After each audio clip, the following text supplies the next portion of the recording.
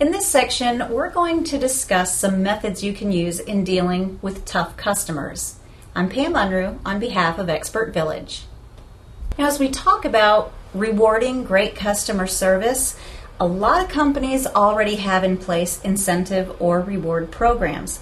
Perhaps you work for a smaller business, or perhaps you work for an employer who doesn't have any such incentive programs in place right now. You, as a customer service provider, can feel free to ask for such a program. Maybe it's just not something that your employer has considered in the past. But here's the trick: when you approach any employer about anything that you want them to put into place, research the cost.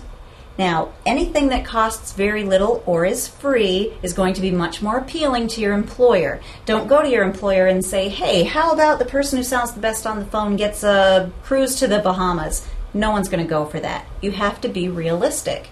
Start small. There are things that you can ask for that will cost your employer really next to nothing.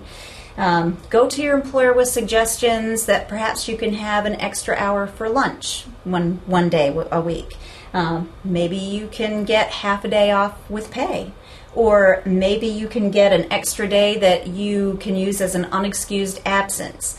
There are lots of things like that that employers would be willing to go along with, but you have to, the key again, you have to focus on cost, you have to focus on the positive aspect of the incentive program, and just let your employer know why you think it would be helpful not only to you, but to the company as a whole.